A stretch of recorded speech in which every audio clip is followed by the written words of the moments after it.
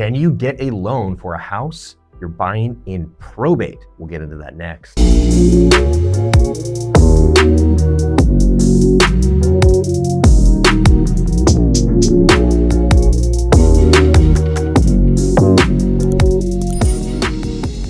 Welcome back to the channel featuring the leading probate real estate team in all of California.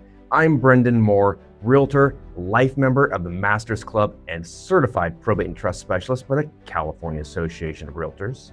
And I'm Bill Heyman. I'm a licensed California professional fiduciary. I'm also a licensed California real estate broker, and I'm a registered and bonded California legal document assistant specializing in probate and trust work. Now go ahead and like and subscribe, and if you've got a house to sell, we can help you avoid the cost and headache of probate and trust administration. Those services come with the listing at a phenomenal discount with no upfront fees, saving families thousands in costs. We can even help with the petition to determine succession to primary residence process. Our contact info is in the About section. Don't wait, reach out today. So getting a loan on a house in probate. Now this is what buyers and heirs really need to know before a buyer makes an offer or before going on the market.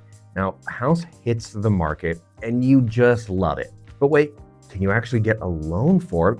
Or does probate mean it's a cash only deal? And a lot of investors will try to trick sellers into saying, oh, this is probate. This is a cash only deal.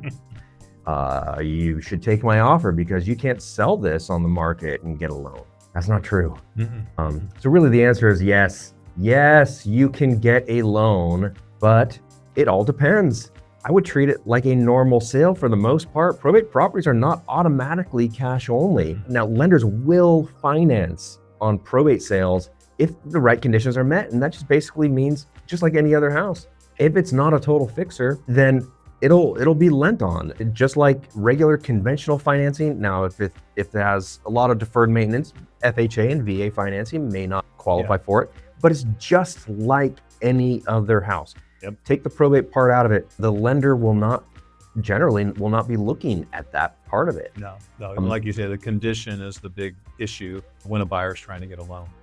Yeah. Now, the only part where maybe a seller would want to consider cash offers only, well, besides it being a significant fixer and lending conditions, like the condition of the property will not qualify for financing, like if the house is practically falling apart, is if the sale requires court confirmation, and that's because of that particular process, how long it takes, and that you can't really start your lending process until much later. And then there's the court confirmation part where there can be overbidders and you might actually lose a sale during that process. So a lot of times cash offers are preferred, but most of the time you have full authority. Now let's talk about that.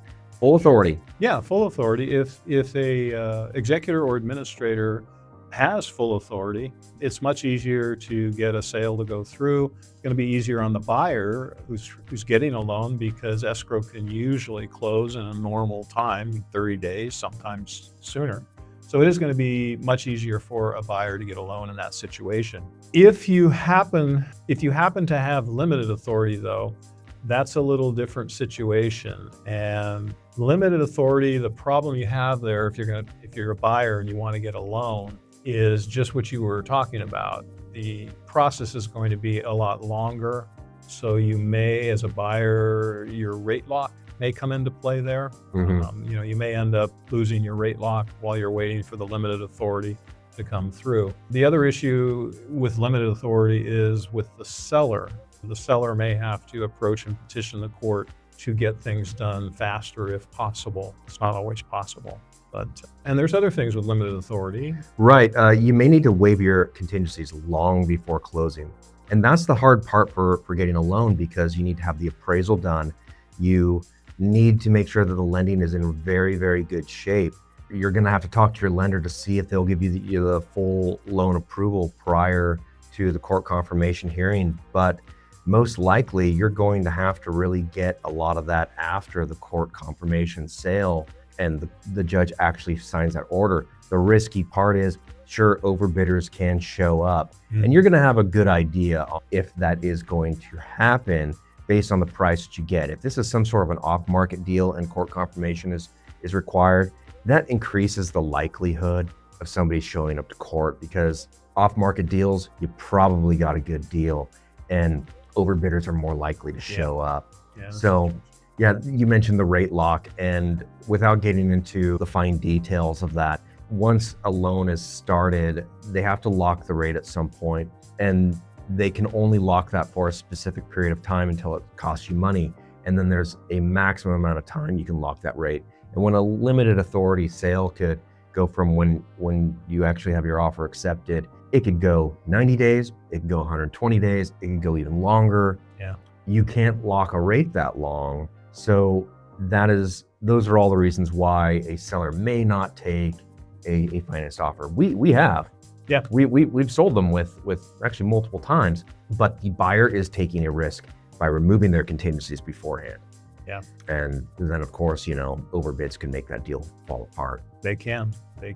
But yeah, probate doesn't have to mean cash only. Not at all. No, not at all. But the authority can make the difference. Mhm. And of course, the condition of the house makes a difference. Yep. You just have to think about it as if it weren't in probate at all, as far as that goes. But if you're thinking of buying a probate home, I can help you figure out what is possible before you write an offer. And it's very important when you're buying a house, as it is when you're selling a house, to use a probate realtor, to use a realtor who knows probate. Absolutely. I just had one where it was a public administrator with a county, and they told me that what pushed our offer over to be the winning offer among 15 offers was that I was the only agent who actually knew how to write a probate offer. Makes a difference. Made a big difference. Yeah. And please like and subscribe.